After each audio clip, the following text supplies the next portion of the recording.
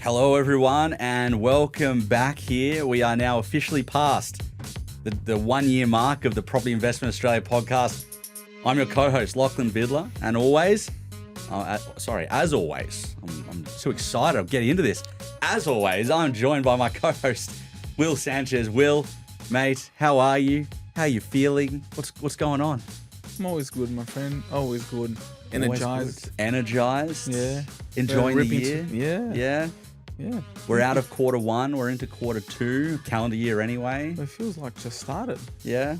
Well, you know what? We're into quarter two of the calendar year, quarter four of the financial year. April, May, June. Yeah, we're quarter four of the financial year. Last. Big run. Yeah. Big run into the end of June. Yep. Lots happening. Yeah. Lots happening. Mate, it's all good. Well, you know what? I know how hard you've been working. We've obviously been really stepping up between ourselves this year, haven't we? It's absolutely. More to come. More. There's always more to come. Come on, we're wired that way. Hey, we get one bit of rope. We want to keep taking it, don't we? Absolutely. Slowly feeding. Well, mate, we got an awesome episode today. I'm really excited for this one. I think it's something that we kind of talk a little bit about in a lot of episodes, but I don't think we've really ever sat down and kind of talk as a dedicated episode around it.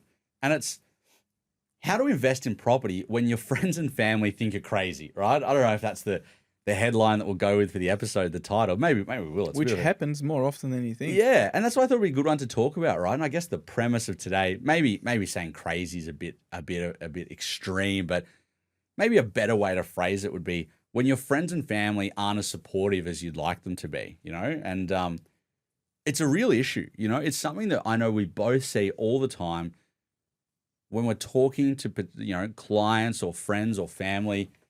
We see it ourselves. We hear stories. Yeah, especially the young ones, right? Mm-hmm. And we're going to talk through a bit of that today, but it can be really hard because property investing is not easy, right? It is not easy at the best of times with everything going your way, with everything happening the way you want it to Lots be. of moving parts. Yeah. And if you don't have support, it can make it really, really challenging, right? Yeah, couldn't agree more. We've got pretty good examples of that. Oh man, I feel like we've got endless examples, and I think, you know, ultimately, I think that the reason why it can be so difficult for a lot of people,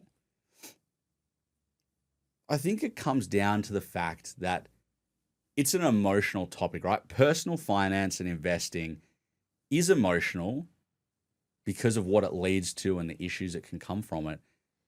And in Australia, a lot of people do it, right? Like, you know, a lot of people own their own home, or they're trying to own their own home. A lot of people invest in property. We all invest in something because we all have super, and our super gets invested. So, you know, by the very nature of it, we're all investors to some degree. So it means that everybody has an opinion about it, right? Like, nobody really sits back and goes, nah, I don't care. I don't do this. I don't do that. Like, that would be literally, I reckon, 1% of people. So I think that by the very nature of it, investors by nature. Yeah. I like that. Investors, yeah, you know, but like it means that when you go, you know, you're going and having your family lunch on a Sunday or your family dinner on a Sunday, or you're at the pub with mates and you're, you know, onto your third or fourth beer and someone decides to bring up the topic of what you're investing in or what's going on, right? People get emotive about it, you know. Maybe emotional isn't the right word. I think emotive, right? Which obviously comes from emotional, but you know, people have an opinion, which I think is great because you can hear things, you can think differently about things, but especially if you're not aligned with everybody around you, it's challenging, you know? We talked about it before. Do you want to give us a story?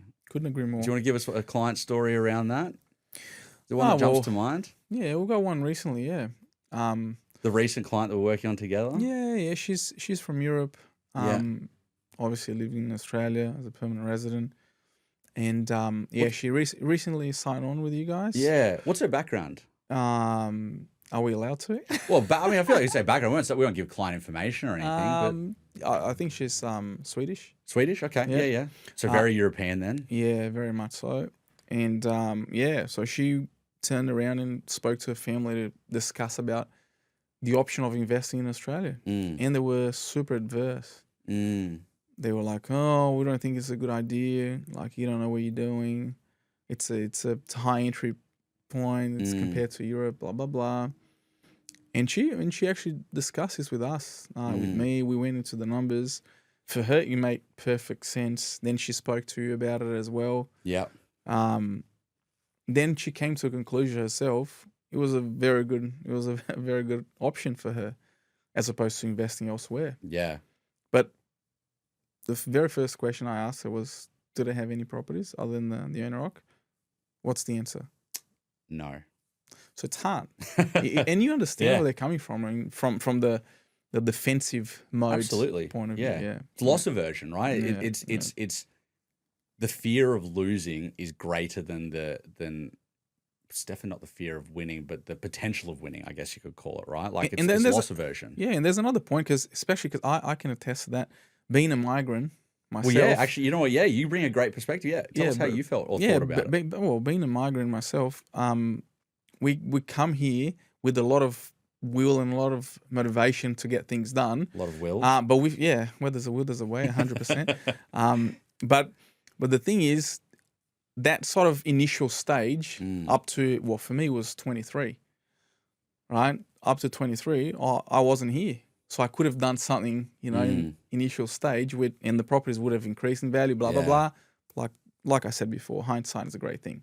Would I be right in saying, because obviously I'm not a migrant, but would I be right in saying that potentially, you come to another country, it already feels like a huge step doing that. You're still, learning about the country. It doesn't matter if you've been here for years and years. Absolutely. And the idea that you could kind of lose, I don't want to say lose everything because that sounds very dramatic, but like lose such a substantial thing that you've worked towards because you're in a new country, you don't understand it, you weren't born here.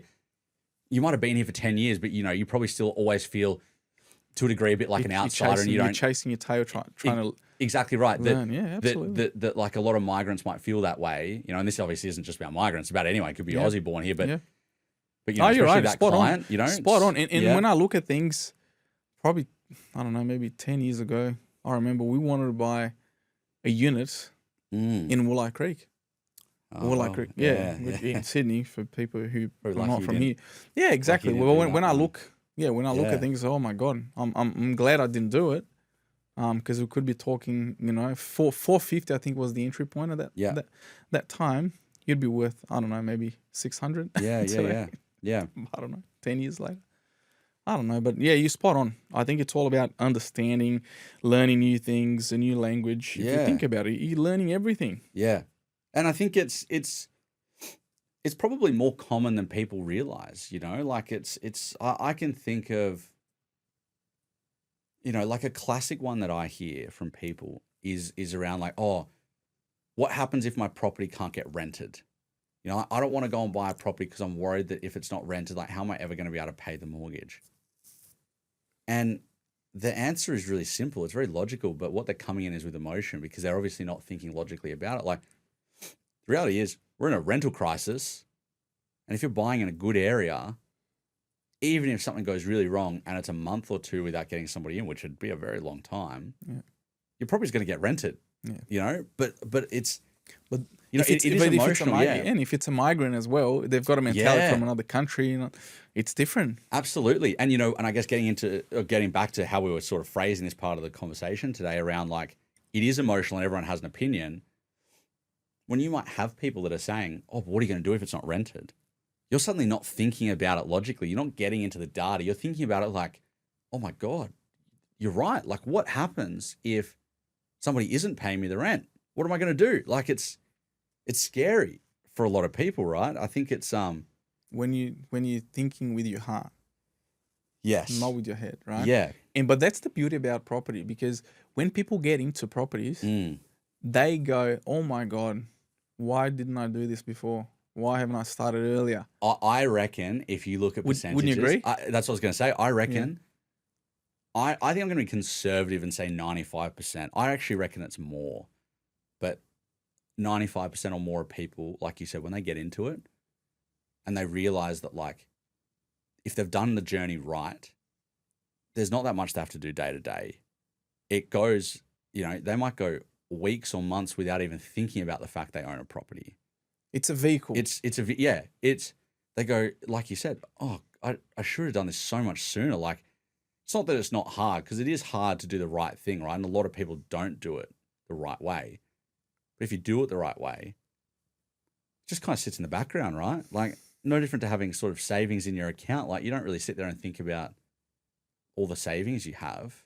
I've got three kids. What's savings?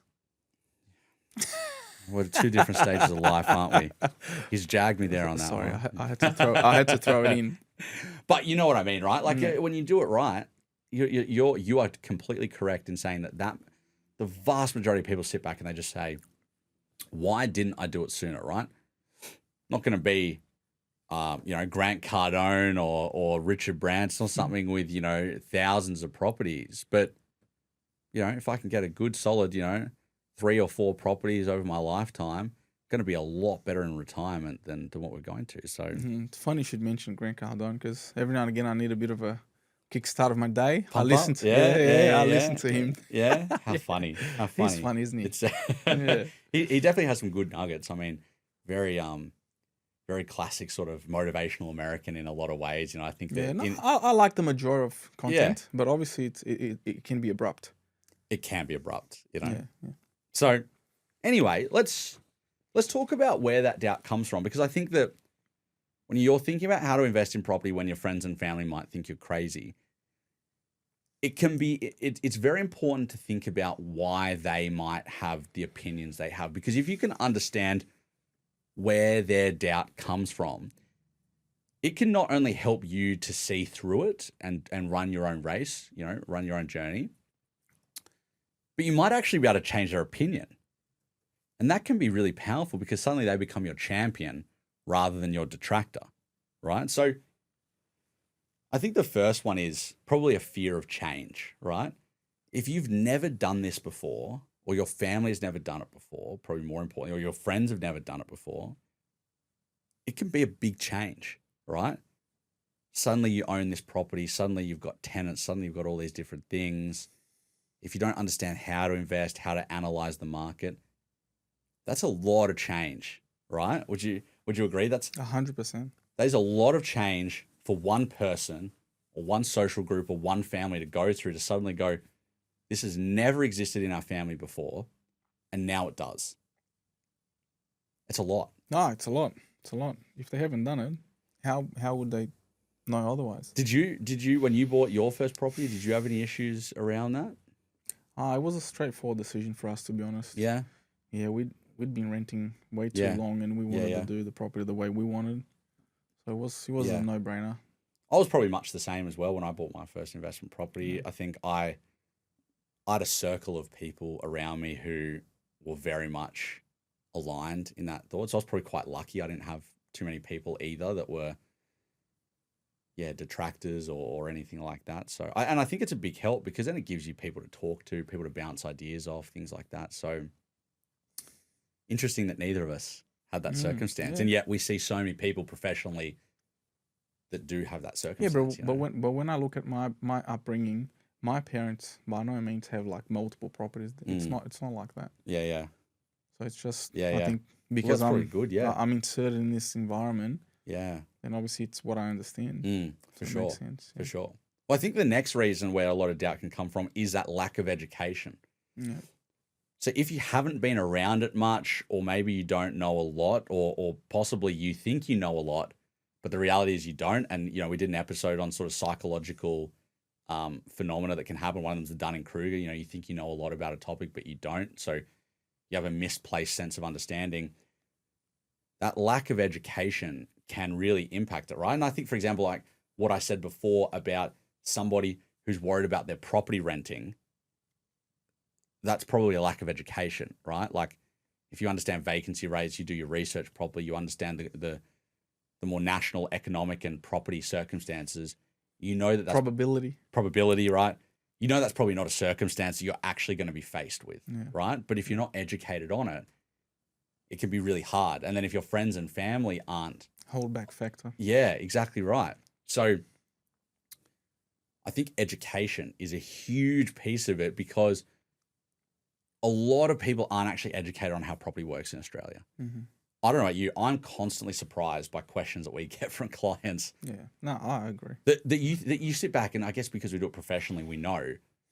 But you sit back and you go, like, are you really asking that? You know, and not in a way that's like condescending. And obviously you don't say that to the client. But you know what I mean? Like you sit back and you're like, God, like how do you not know that is like but the we answer forget to it? because we do this all the time. That's what I mean, right? Like you forget how little education there is. It's not like we sit in school and there's classes on how to buy a home and the process or things like that, right? Yeah. So I think it's really interesting, right? It's a lack of education. Yeah. I think a massive one, especially in Australia, because we are A, so multicultural, but B, we've certainly had big generational impacts, but that generational, especially cultural generational mindset differences, right? And like I'll give you an example, right? There's people in my life that come from certain ethnic backgrounds, like European backgrounds and things like that. And the classic, especially older generation of certain European countries was buy your own home, pay it off, try and pay it off in 20 years instead of 30 years. If you can. And don't do anything else until that's done. That should be your sole focus, right? Yeah. Versus somebody today who might go, you know what? Maybe I invest for the next 20 years and then I can just buy my own home outright and still have an investment portfolio out to the side, you know, or I've bought my own home. I'm now going to build an investment portfolio on the side. I'm actually not massively concerned about my own home because I love my home, but I'm going to keep trying to build my portfolio as quick as I can. You know, a version like that, right? Or I'm never going to buy my own home because it's actually cheaper to rent where I want to live. And I'm going to build massive wealth through a property portfolio.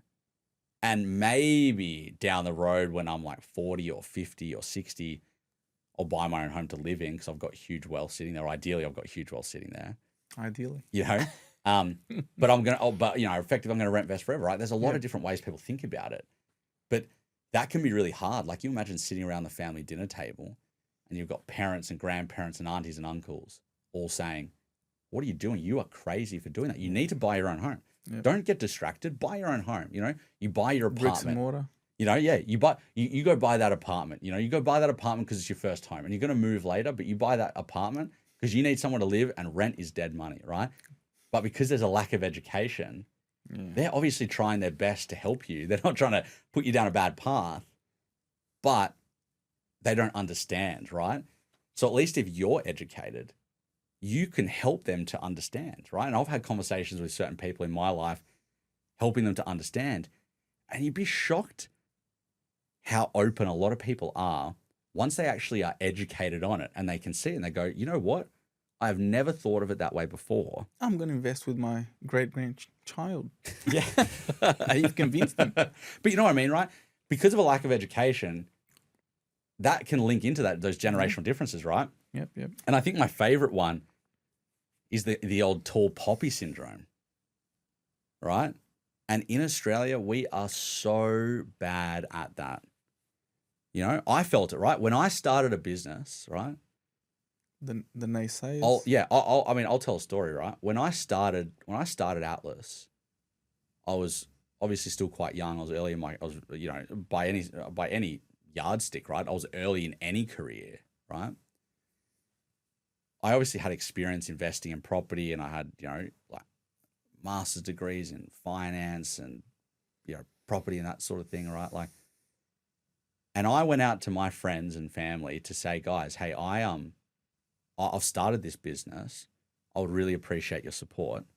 And somebody in a social circle of mine came back and said,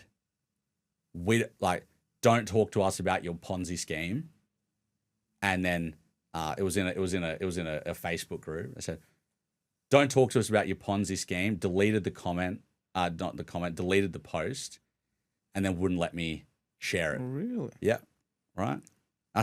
Close friend. I wouldn't say a close friend, but somebody in a social circle, somebody that I thought, I'll be honest, never really thought about them, to be honest, having any opinion on it, let alone having such a strong negative opinion, and then basically trying to make a mockery of what I was doing, right? When I was out there trying to have a go, right? bit of a different example to property, but just to showcase tall poppy syndrome in Australia, right? So that obviously made me very angry. And I think that's just fuel for my fire. And that was what it was, right? It was fuel for the 100%. fire, right? And I love those comments. You love that, yeah. And it's still to an extent, today I still sometimes think about that, and obviously, I know I'm doing 10 times better than that person probably ever will. It's not about that. Oh, well, can you imagine when I left Brazil? Yeah, and I had a business. Yeah, the amount of people said, "Will, you are crazy. Yep, you are crazy. You're living. You're leaving your business behind. Yeah, what are you gonna do? You're gonna start from scratch. You've got this already going for you. You got this and that." I said, but I've got my daughter on the other side of the world, so it happens. I'll do it any day. It happens to all of us, right? We all have our story, And tall poppy syndrome is that idea that nobody should be able to stand out, and if you stand out like a tall poppy, you'll be cut down so that you're at the same height as everybody else, right? And as Australians, we are very bad at it, right? And even though you're obviously a migrant, you're a fully fledged Australian now, and I know that you see it day to day too. And we're talking about, you're a migration / business story. I'm a business story of it. But people have that as part of their property journey, right? Like, oh, what, you think you're better than us because you've got properties, or you want to go do this, or you've worked hard to save this amount of money and you think that you're better than us to go and do it. It happens a lot. And I guess my big shout out to everyone is, if you're one of those people that are cutting down tall poppies around you, stop. Yeah. Because their race is different to yours. You're not better than them. They're not better than you. And if you're somebody that's experienced tall poppy syndrome, ignore it. Use it as fuel to that fire. Power exactly on. Right. Yeah. If your friends or family think you're crazy and they're giving that tall poppy syndrome to you, just ignore it. We were talking, and we'll talk about it in the next point in a second. I don't want to steal your thunder because you said it to me. But you cannot let it get in your way, because I can promise you that when those people hit their retirement age, they're not going to give one thought to you, especially if you're not friends anymore. And if it's family, you never know where they are, if you still have a relationship or if they're still around. The only person that's going to care is you when you're trying to live your retirement. So you got to block out the noise. And it gets to what the next point is how social circles influence behavior, and what you were saying around the sum of your people. Mm-hmm. Do you want to share with everyone what you were saying before? Well, this is by no means something I came up with. No, but it's a great point. Yeah, it's like usually the average of your 5 best friends. Yeah. That's what happens. So you just got to be careful who you socialize with, because at the end of the day, you're going to follow the same trajectory. And that's it, right? There's different versions of it. You're the sum of the 5 or 10 or 3 or 6 people that you're around. But the average. Exactly right. At the end of the day, the people that you're around the most socially or family-wise, or I guess you can be social with family too, right? But the people that you spend the most time around, they are going to impact and influence you the most. So if you're not in the right room with the right people, that doesn't mean you have to get rid of other people in your life. You just might need to spend some more time with some other people that are aligned with your vision, people that do want to grow their property portfolios, and it doesn't mean that you suddenly drop your family and say, I'm not going to spend time with you, but you just might realize that they are not the conversations to have in that environment, and you find a different environment. Exactly right. You shift the focus. Yeah, absolutely. Couldn't agree more, man. I've got a friend who I usually call when I'm feeling down in the dumps, or I need a bit of a boost. Bit of a rev up? Yeah. I call him. Yeah. And he's just, keep going, Will. And he's always encouraging. Is he in Australia? Good. Yeah, he's in Australia. He's a gun broker, like a gun broker. You think a gun? Yeah. Yeah. He's like 0.5, one of those. We love that. Rambo. Yeah. We love that, right? Yeah. So you just got to be surrounded by people who want to see you thrive. But that's it, right? Like, you and your wife obviously love each other. You support each other with everything. But that there might be a certain conversation that you need to go to that really close person compared to, say, your wife or another friend. Yeah, it's different. Yeah, it's different, right? And I think that's the point is that when you're starting your property journey or on your property journey, and certain people in your life might think you're a bit crazy or foolish or whatever, it doesn't mean that they don't believe in you. It doesn't mean anything like that. It just means that they might not be the people to have that conversation with, right? Mm-hmm. And that's why so many Australians who invest in property never make it past 1 or 2, right? That's why the stats tell us 91% of people never make it past 1 or 2 properties, right? We've done plenty of podcast episodes talking about how people invest poorly and they don't understand things and things like that.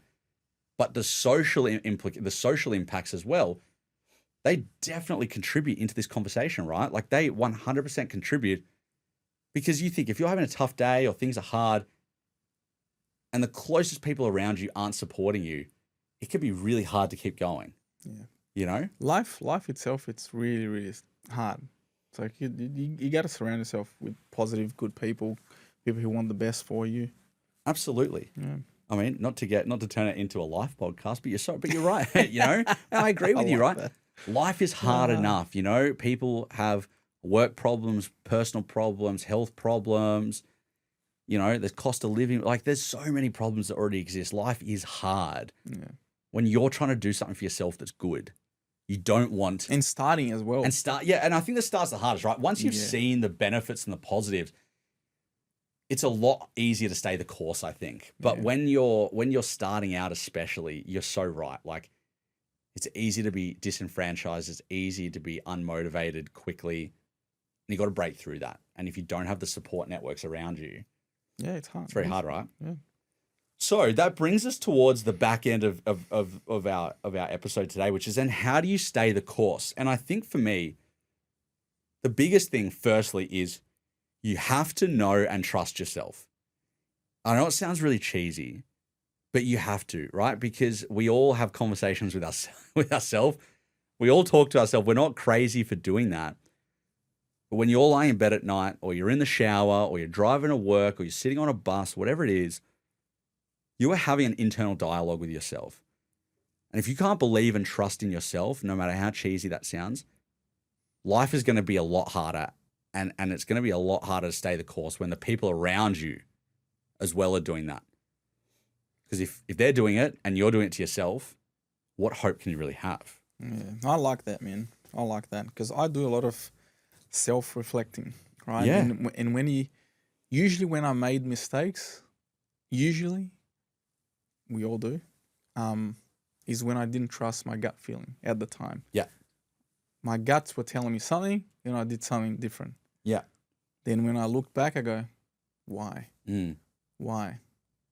My guts were telling me not to do this. Mm. Why'd I do it? And I'm going to say, I totally agree with you, but my second thought here might at times go a little bit opposite to that, but I think it's still kind of aligned, right? Which is that you need to build your conviction through your data, your planning, and your expert support, right?